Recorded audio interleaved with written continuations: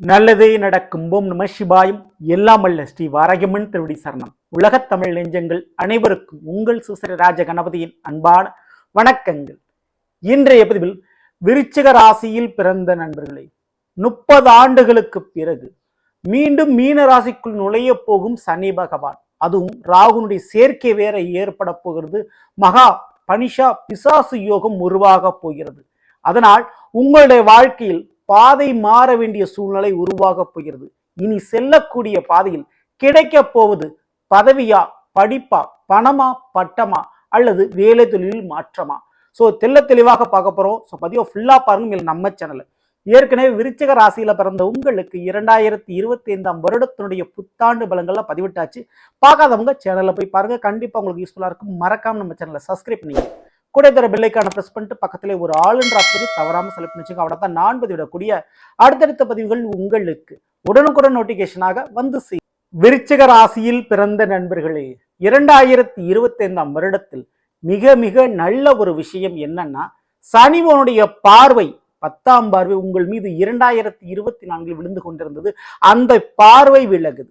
ஆமாங்க, கும்ப ராசியில் ஆட்சி பெற்று அமர்ந்திருக்கக்கூடிய சனிவான் தன்னுடைய 10ஆம் பார்வையாக விருச்சிக ராசியான உங்கள் மீது தன்னுடைய பார்வை செலுத்திக் கொண்டிருந்தார். அதனால் திறமை இருந்தும் அதை வெளிப்படுத்த வாய்ப்பு கிடைக்காமல், நல்ல ஒரு குணம் இருந்தும் சரியான ஒரு வாழ்க்கை துணையை அமையாமல், உழைக்கின்ற திறமை இருந்தும் உழைக்கின்ற ஹார்ட் ஒர்க் போடக்கூடிய அந்த உடல் அமைப்பும் அந்த மனநிலை இருந்தாலும் அதற்குண்டான வாய்ப்பு கிடைக்காமல் தவித்துக் கொண்டிருப்பீர்கள். காரணம், அதற்குண்டான லாக்குன்னு சொல்லக்கூடிய இந்த முட்டுக்கட்டையை போட்டதே இந்த சனி பகவான் தாங்க. அப்படிப்பட்ட சனிவான் மார்ச் மாதம் 29ஆம் தேதி 2025 பேரிச்சி அடைஞ்சு மீன ராசிக்கு போறாரு. ஏற்கனவே அந்த மீன ராசியில ராகு பகவான் அமர்ந்திருக்கிறார். அந்த ராகு பகவான் 2025 மே மாதத்திற்கு பிறகு பேரிச்சி அடைஞ்சு அப்படியே கும்ப ராசிக்கு வரப்போறாரு.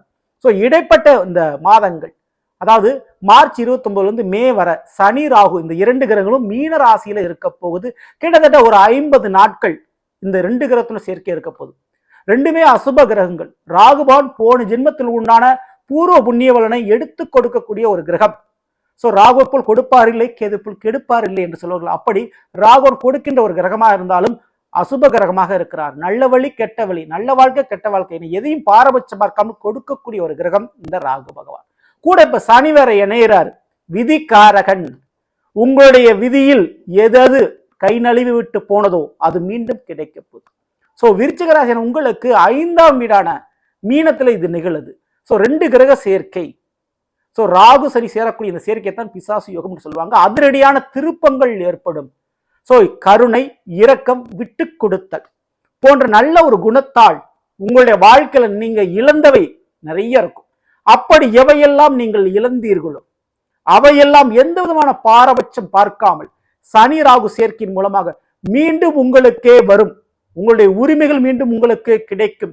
அதே போல் எதிர்பார்த்த மாதிரி முதல்ல வீடு முதல் வேலை வரை ஒரு மாற்றங்கள் நிகழப்போது. புதியதொரு அனுபவம், புதியதொரு பாதை பிறக்க போகிறது. ஆமாங்க, வேலையில் ஒரு அதிரடியான ஒரு மாற்றத்தை சனி ராகு சேர்ந்து உங்களுக்கு கொடுக்க போறாங்க. கொஞ்சம் ரிஸ்க் தாங்க, ஆனா தயங்காமல் நீங்கள் இறங்கலாம். காரணம் என்ன அப்படின்னா, குரு பகவான் உங்களுடைய விருச்சிகத்திற்கு 7ஆம் இடம் ரிஷபத்தில் இருக்கக்கூடிய குரு பகவானுடைய பார்வை மே மாதம் முடியும் வரை உங்கள் மீது விழுந்து கொண்டிருக்கிறது. ஸோ அதனால புதிய ஒரு ரிஸ்கை தாராளமாக எடுக்கலாம். புதிய ஒரு வேலை வாய்ப்பு மாற்றத்தை தாராளமாக செய்யலாம். பயப்பட வேண்டாம். ஸோ வேலையில முதல்ல மாற்றம் ஏற்படும். அந்த வேலையில புதிய பதவி, பட்டம் அல்லது புதிய ஒரு சம்பள உயர்வு ஏற்பட வாய்ப்புண்டு. கொஞ்சம் இடமாற்றத்தோடு. ஸோ அந்த இடமாற்றத்தை தைரியமா நீங்க எதிர்கொள்ளலாம். ஸோ இடமாற்றம் கிடைக்குது அப்படின்னு பயப்பட வேண்டாம். சரிங்களா? 2வது, அரசியல், சினிமா, செய்தி ஊடகங்கள், போக்குவரத்து, டிரான்ஸ்போர்ட் துறை, தகவல் தொடர்பு துறை, இந்த துறைகளில் எதிர்பார்க்காத ஒரு முன்னேற்றம் அல்லது வெற்றிக்குண்டான வாய்ப்புகள் உங்களுக்கு கிடைக்கும். அல்லது இந்த துறைகள் மூலமா திடீர்னு பிரபலமாகக்கூடிய யோகங்களும் உண்டு. ஸோ அதுபோல நீங்க இது நாள் வரையில் ஏதாவது ஒரு விஷயத்தை மறைத்து வைத்திருந்தால் அந்த விஷயம் வெளியில தெரியறதுக்கு வாய்ப்பு உண்டு. காதல் போன்ற சமாச்சாரம் திடீர் கல்யாணத்தில் முடிய வாய்ப்பு உண்டு. சொந்தத்தில் திருமணம் முடிக்கிறதுக்கு வாய்ப்பு உண்டு. திடீர் திருமண யோகம் ஏற்பட வாய்ப்பு உண்டு. உங்களுடைய பிள்ளைகளுடைய ரகசியங்கள் வெளியே தெரிய வரும். உங்களுக்கு தெரியாம பிள்ளைகள் ஏதாவது ஒரு ரகசியத்தை மறைச்சு வச்சிருந்தாங்க, அது வெளியே தெரிய வருவதற்கு வாய்ப்பு உண்டு. வீட்டில் காதல் அப்படின்ற ஒரு சமாச்சாரம் வெளிப்பட வாய்ப்பு உண்டு. காதல் விவகாரத்தில் சில பிரச்சனைகள் வந்து போகலாம். ஆனா இந்த நேரத்துல 5ஆம் இடங்கிறது குலதெய்வத்தையும் குறிக்கும், தெய்வ வழிபாடுகளையும் குறிக்கும். அதுல 2 கிரக சேர்க்கிற போது தெய்வ வழிபாடுகளுக்கு செய்ய வேண்டிய பிரார்த்தனை, வேண்டுதல், பரிகாரம் ஏதாவது பேலன்ஸ் இருந்தால் அதை தவறாமல் நீங்கள் பண்ணிடுங்க. மேலும் இந்த ஒரு நேரத்தில் திடீர் குழந்தை பாக்கியம் கிடைக்கிறதுக்கு யோகம் உண்டு. குழந்தை பாக்கியம் தடை இருந்தால் அது நீங்கிறதுக்கு ரொம்ப ரொம்ப சான்சஸ் உண்டு. அப்படி விதியின் காரகத்துவால் கிடைக்கக்கூடிய குழந்தைக்கு தீர்க்காயுள் உண்டு. ஸோ இது பற்றி தடைபட்ட அந்த குழந்தை பாக்கியம் தடையின்றி கிடைக்கும். சரிங்களா? ஸோ வீடு, மாமியார் வீடு, சொந்த வீடு, வெளிநாடு, அப்படி வீடுன்ற ஒரு விஷயத்துல ஒன்றும் ஆல்ட்ரேஷன் பண்ணி சேஞ்ச் பண்ணுவீங்க, இல்லை வீடை மாற்றுறதுக்கு வாய்ப்பு உண்டு. அல்லது பிறந்த வீட்டை விட்டு பிரிந்து புகுந்த வீடுன்னு சொல்லக்கூடிய மாமியார் வீட்டுக்கு செல்லக்கூடிய பாக்கியம் உண்டு. மாமியார் வீட்டு வழிகள் இருக்கக்கூடிய கடன் பிரச்சனை, சொந்த வீட்டிலுடைய கடன் பிரச்சனை, சொத்து தகராறு, எதிரிகள் பிரச்சனை கண்டிப்பா நீங்கும். அதுல எந்த விதமான மாற்று கருத்தும் இல்லை. ஸோ அது கண்டிப்பா மாறக்கூடிய வாய்ப்பு உண்டு. சில பேருக்கு இந்த வெளிநாடு யோகங்கள் அல்லது வெளிநாட்டில் மாட்டி சிக்கி தவிக்க வெளிநாடுன்னு தொடர்புடைய ஏதாவது ஒரு பிரச்சனைகள் உங்களுக்கு இருந்தால் அந்த பிரச்சனை இருக்கக்கூடிய தடை விலகும். சரிங்களா? ஸோ மாமியார் வீட்டு பிரச்சனை நீங்கும். அதுக்கப்புறம் அந்த வேலையில் இருந்த அலைச்சல், தேவையில்லாத பயணங்கள், விரயங்கள், தேவையில்லாத விரயம் வேலையில் இருந்திருக்கலாம், அந்த விரய செலவுகள் குறையும். ஸோ இதற்கு அடுத்தபடியாக தொழில் ரீதியான ஒரு லாபம், ஒரு முன்னேற்றம், தொழில் ரீதியான ஒரு உத்வேகம், தொழில் ரீதியாக இருக்கக்கூடிய பிசினஸ் ரீதியாக இருக்கக்கூடிய ஒரு வம்பு வழக்கு, கோர்ட்டு கேஸ் பிரச்சனை, அப்படிப்பட்ட பிரச்சனை சரியாகும். வீட்டில் இருக்கக்கூடிய பெரியோர்கள், முன்னோர்கள், வயதானவர்களுடைய உடல்நிலையில் இருந்த பிரச்சனை, அந்த பிரச்சனைக்காக செய்யப்பட்ட மருத்துவ செலவுகள், இவைகள் அனைத்திற்கும் ஒரு முற்றுப்புள்ளி வைக்கப்படும். ஸோ இதுக்கு வாய்ப்புகள் உண்டு. ஸோ இப்படி இருக்கக்கூடிய காலகட்டத்தில் இந்த பிசாசு யோகம் 5ல் நடைபெறதுனால தவறான பழக்க வழக்கத்திற்கு அடிமையாகலாம், தேவையில்லாத காதல் சமாச்சாரத்திற்கு மாட்டிக்கொள்ள வாய்ப்புகள் உண்டு. ஸோ அதே போல மறைமுகமான வழிகளில் பணவரவு கிடைக்கிறதுக்கு யோகம் நிறையவே இருக்கு. ஆனால் அதுல கொஞ்சம் ரிஸ்க் இருக்கு. ஆனா குரு பார்வை மே வரை இருக்கிறதுனால அந்த ரிஸ்கை தாண்டி அந்த பணத்தை உங்கள் கைக்கு வர வைத்து விடும் இந்த சனி ராகு. அதுல பயப்படாம இருக்கலாம். ஆனா கவனம் சிதறாமல் இருக்க வேண்டும். பதறிய காரியம் சிதறும் சொல்லுவாங்க, அதை தெளிவா புரிஞ்சுங்க. சிதறாமல், பதட்டப்படாமல், பயப்படாமல் சில காரியங்களை நீங்கள் நிதானத்தோடு செய்கின்ற பொழுது அந்த காரியத்தின் மூலமாக பண லாபம் கிடைப்பது உறுதி. சரிங்களா? கமிஷன் அடிப்படையில் பெரிய அளவு ஒரு லாபம் பார்க்கறதுக்கு, புதிய ஒரு கான்ட்ராக்ட் ஒப்பந்தம் கிடைக்கிறது போன்ற விஷயங்கள் நடைபெறும். ஓகேங்களா? ஆக மொத்தம் மறைமுக வழியில் பணவரவு கிடைக்க வாய்ப்பு உண்டு. இந்த ஒரு நேரத்தில் பூதம் மாதிரிதான் இந்த யோகம். திடீர்னு ஒரு புதையல் யோகம், ஒரு லாட்ரி டிக்கெட்டு, இந்த ஒரு crypto currency trading, share market, இப்படி ஏதாவது ஒரு வழியில் திடீர் ஜாக்பாட் கிடைக்கக்கூடிய யோகம் உண்டு. ஏன்னா 5ஆம் வீட்டு அந்த நிகழ்வு நிகழுது.